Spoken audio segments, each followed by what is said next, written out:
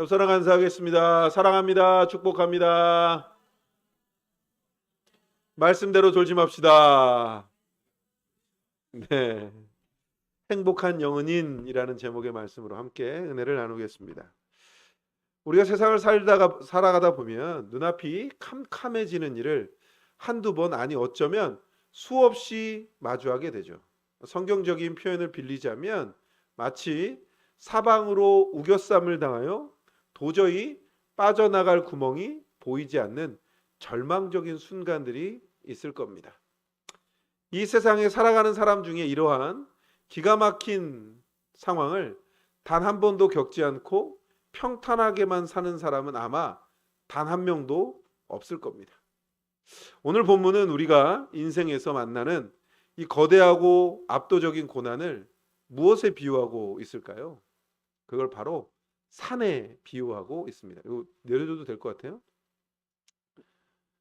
도저히 내 힘으로는 넘을 수도 없고 옮길 수도 없는 거대한 태산이 내 앞길을 딱 가로막고 서 있는 상태를 오늘 말씀은 이야기합니다. 그런데 성도 여러분, 우리가 기억해야 될 사실이 있는데 이 거대한 고난의 태산은 예수 믿지 않는 세상 사람들에게만 찾아오는 것이 아니라는 겁니다. 예수를 누구보다 잘 믿고 신실하게 예배하고 말씀대로 살려고 발버둥치는 성도들에게도 어떻게 해요? 동일하게 찾아오는 게 태산 같은 고통입니다. 내가 예수를 이렇게 잘 믿는데 왜 이런 일이 생길까? 내가 예수를 그렇게 잘 믿는데 나 왜 이렇게 아프지? 예수를 그렇게 잘 믿는데 왜 나는 돈이 없지? 예수를 잘 믿는데 왜 나는 늘 불행한 것 같지? 낙심이 되십니까? 우리가 살고 있는 이 죄 많은 세상에 고난과 역경이 끊이지 않고 찾아오는데 몇 가지 이유가 있는데 함께 그것들을 이야기해 보도록 하겠습니다.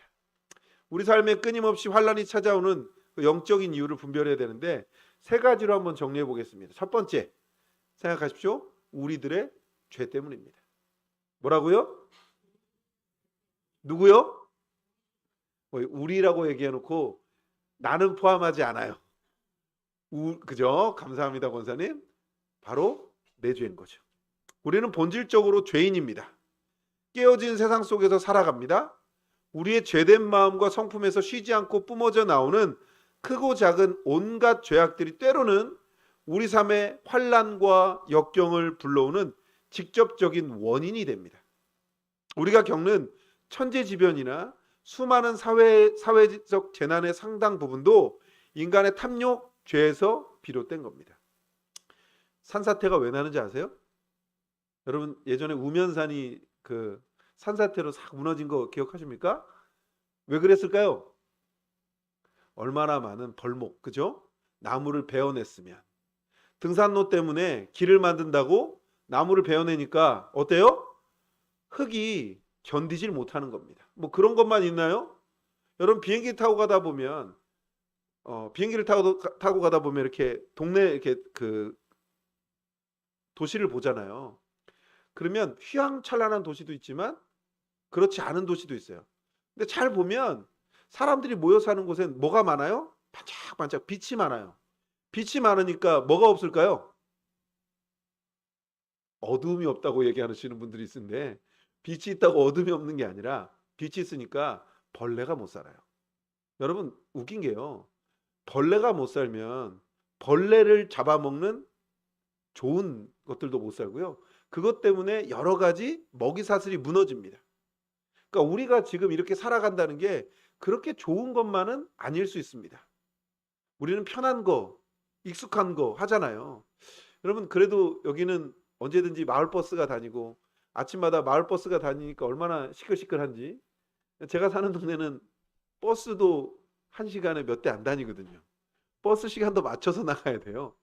그런 동네는 한적하고 쾌적합니다. 시골이잖아요. 근데 여긴 어때요? 도시잖아요. 사람이 가든 차가 가든 누가 이겨요? 누가 이겨요? 사람이 이긴다고? 아니요. 앞장서는 차든 사람이든 앞장서는 게 이겨요. 제가 이렇게 말씀드리는 게 뭔지 아세요? 이런 모든 것들이 다 죄라는 놈에서 오는 거예요. 그러니까 때로는 자신의 잘못 때문에 하나님께 징계 채찍을 맞는 경우도 있다는 겁니다. 하지만 고난의 원인이 전부 나의 죄 때문은 아니에요. 내가 잘못하지 않아도 다른 사람들의 죄와 악한 선택 때문에 억울하게 고난을 당하는 경우도 우리 삶에 너무나도 많습니다. 두 번째는 우리가 이러한 영적인 끊임없이 우리에게 고난과 환난이 찾아오는 이유는, 말이 되게 재밌어요. 두 번째는 하나님이 우리를 믿으시기 때문입니다. 아멘. 말이 되게 이상하죠? 아니, 고난을 당하는데 하나님이 우리를 믿으셔서 고난을 주신다고? 죄 때문에 고난을 당하는 경우도 있지만 아무런 죄 없이 극심한 환난을 당하는 경우도 있습니다. 그 대표적인 인물 누구를 기억하시나요? 욥. 그렇죠. 아우, 감사합니다. 우리 성도들은 이 성경 지식은 해박해요. 욥. 그렇죠. 욥은 동방의 의인. 그렇죠. 거부. 근데 한 가지 더 있어요. 하나님을 경외하는 자. 그러나 그가 자녀를 잃고 재산을 잃고 자신의 건강까지 잃는 처절한 고난을 당했습니다. 그러므로 누군가 고난을 당할 때 저 사람 무슨 죄를 지어서 저러나 하고 함부로 일반화시키는 건 안 됩니다. 무슨 말씀인지 알겠어요? 고난을 당하는데 저 사람이 무슨 죄를 저래 많이 지어서 고난을 당하나, 이렇게 추론하는 건 매우 위험하고 오만한 생각입니다. 욥이 고난을 당한 진짜 까닭이 무엇일까요? 두 번째 배우셨잖아요. 뭐예요? 하나님이 누구를 믿었어요? 욥을 전적으로 믿으셨기 때문입니다. 스카이캐슬에서는 전적으로 그분을 믿어야 되지만 하나님은 뭐라고 하세요? 당신이 믿는 사람. 그러니까 하나님이 믿는 사람에게도 고난과 환난이 찾아온다는 겁니다. 사탄이 얘기하죠. 사탄이 하나님 앞에 얘기해요. 욥이 저렇게 하나님을 잘 섬기는 이유는 좋은 환경과 복을 받았기 때문이라고, 그래서 하나님을 잘 섬기는 거라고 사탄이 하나님 앞에 나와서 이야기합니다. 욥의 순전함을 의심하고 시험하려 하는 거죠. 하나님 뭐라 그러세요? 하나님은 사탄 앞에서 욥을 변호하십니다. 뭐라고요? 욥은 환경 때문이 아니라 나를 진짜 사랑해서 경외하는 거라고요. 여러분, 이거 되게 가슴이 저미는 말 아니에요? 여러분들도 이런 하나님으로부터의 고백이 있기를 주 이름으로 소망합니다. 그러면 당하셔야 되는데, 욥처럼 자식 잃고 재산 잃고 건강 잃어서 기왓장 깨서 몸을 벅벅 긁는, 그리고 아내가 저주하는 거 당하실 분 손? 방금 하신다며요. 근데 왜 이런 말을 하니까 또 안 한대? 여러분, 하나님의 이 위대한 신뢰 때문에 욥은 고난의 터널을 통과하는 거죠.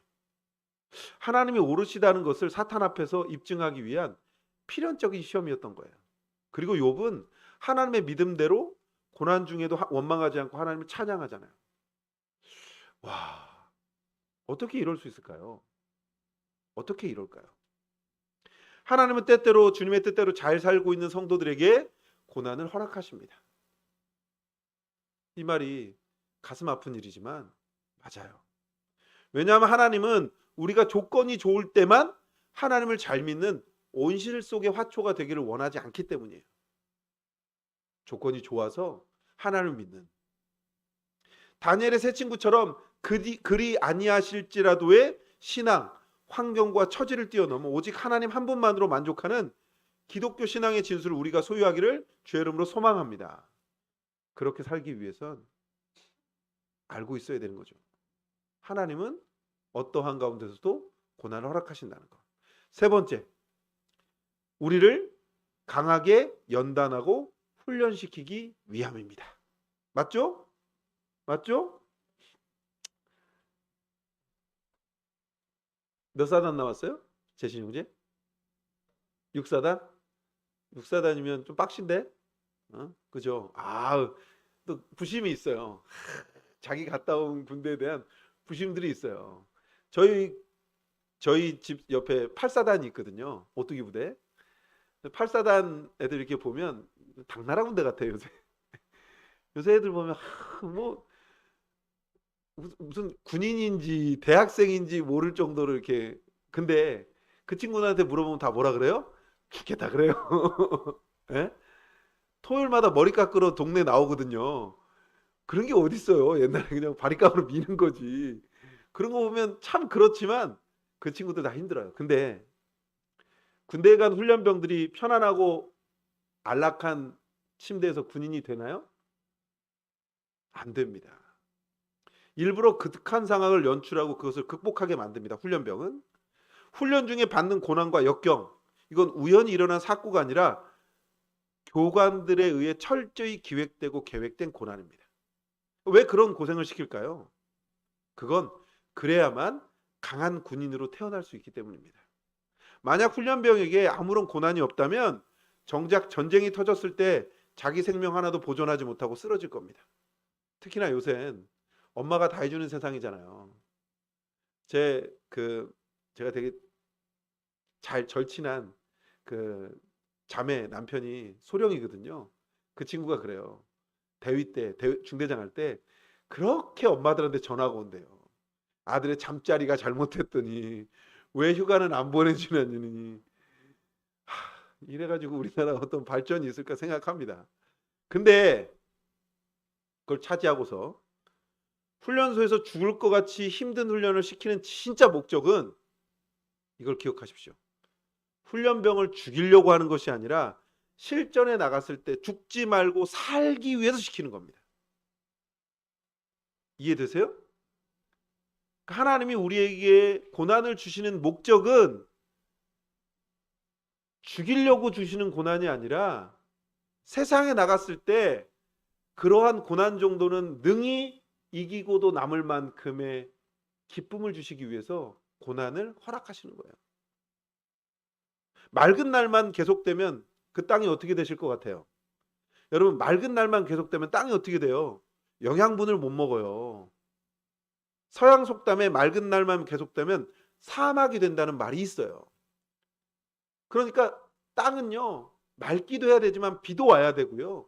여러 가지를 거쳐야 그 땅에서 좋은 농작물을 냅니다. 우리의 삶에 슬픔도 없고 눈물도 없고 오직 밝고 좋은 일만 계속된다면 우리의 영혼은 감사함을 잃어버리고 사막처럼 황폐해질 겁니다. 제가 예전 별명이 웃는 목사였거든요. 예전 교회에서 저만 보면 그래요. 목사님은 대체 뭐가 좋아서 그렇게 웃어요? 그래. 제가 좋아서 웃을까요? 웃으니까 좋아지는 거예요. 옆에 사람과 얘기하세요. 웃읍시다. 제발 일자 눈썹 하지 맙시다. 웃어야죠. 세상에 얼마나 힘들고 슬픈 일이 많은데 웃지 않으면 어떡합니까? 또 하나, 힘들 때는 힘들으면 돼요. 그러한 감정들을 계속해서 겪어 나가야 어찌 보면 하나님이 우리를 강한 하나님의 사람으로 연단시키기 위해서 고난이라는 아픈 훈련을 사용하지만 이길 수 있는 겁니다.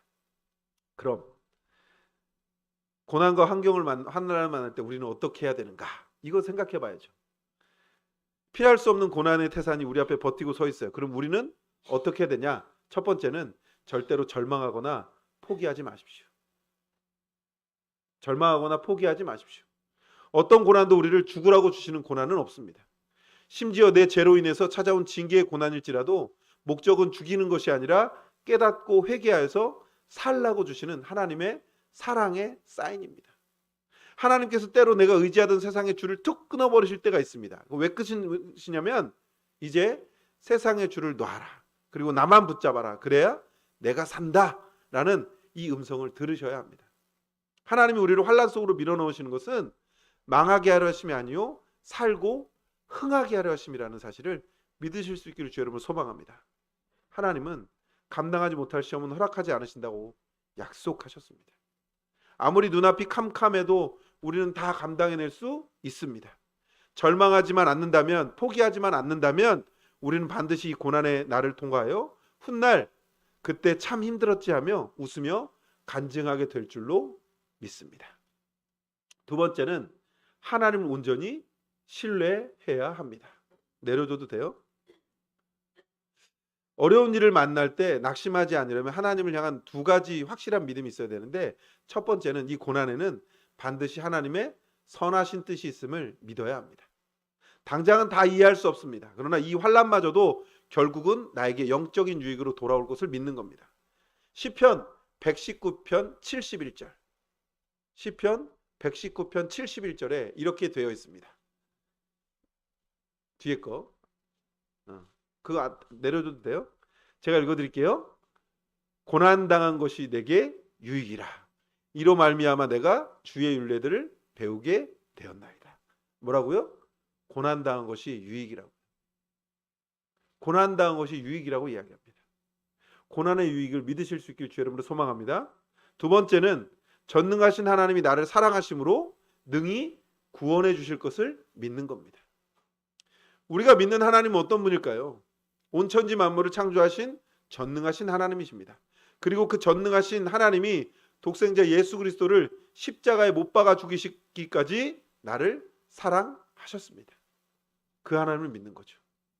그러니까 우리가 이 땅에서 살아가면서 이 고난과 환난 가운데 이기는 가장 좋은 건 하나님을 신뢰하는 겁니다.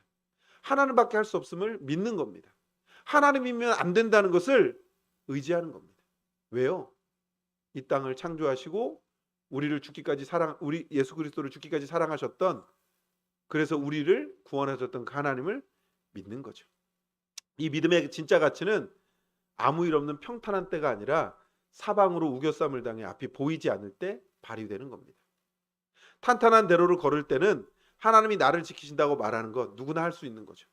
그리고 그렇게 대단한 고백이 아닙니다. 이번 주 시편을 묵상하셨나요? 시편 2편에 다윗이 고백하죠. 언제 고백해요? 압살롬에게 쫓길 때. 그죠? 3장이에요? 잘 지적해 주셔서 감사합니다. 네. 압살롬이 누구예요? 다윗의 아들이에요. 다윗의 아들인데 아버지가 쫓겨요. 근데요, 다윗은 그때 뭐라고 해요? 하나님이 하실 거야.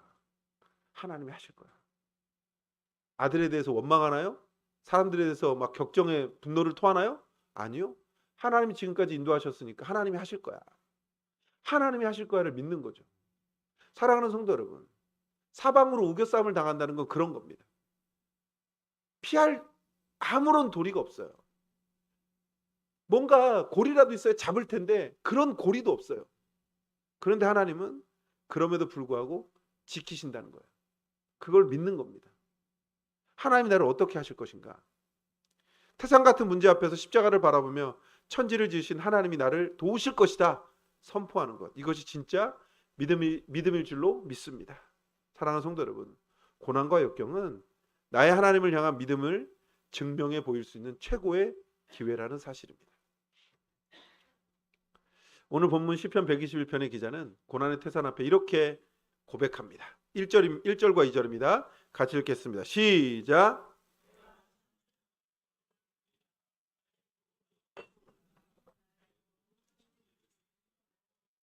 그리고 이어서 4절과 5절 이렇게 얘기합니다. 이스라엘을 지키시는 이는 졸지도 아니하시고 주무시지도 아니하시리로다. 여호와는 너를 지키시는 이시라. 아멘. 하나님이 졸면 어떻게 할까요? 제가 그 수송 교육을 받았거든요. 그러니까 운전병이었어요. 근데 운전 교육을 하면 그 막사에서 교장까지 뛰어가요. 군인은 무조건 뛰어다닙니다. 걸어 다니지 않아요. 뛰는데 어떻게 하고 뛰냐면 그 복면목창하고 뜁니다. 이렇게 이야기를 뭔가를 이야기하면 뛰는데 뭐라고 하냐면 졸면 죽는다, 졸면 죽는다, 졸면 이러고 뛰어요. 왜요? 운전병이 졸면 어떻게 돼요? 가는 거예요. 여러분, 군용차 지금 많이 좋아졌지만 저 때는 두 돈 반 아세아 자동차에서 나온 옛날에 미군 트럭이에요. 1980년도 78년도에 재생한 차를 타고 다녀요. 핸들도 더 어떤지 아세요? 지금은 파워 핸들이죠. 손가락만으로 돌지만 이건요, 가면서도 두 손으로 여기 근육이 힘이 들어가야 되만 좌회전 우회전이 가능해요. 처음에 훈련 받는데 고참이 여름이어서 한여름에 들어가래요. 차 안에 에어컨 따위는 없습니다.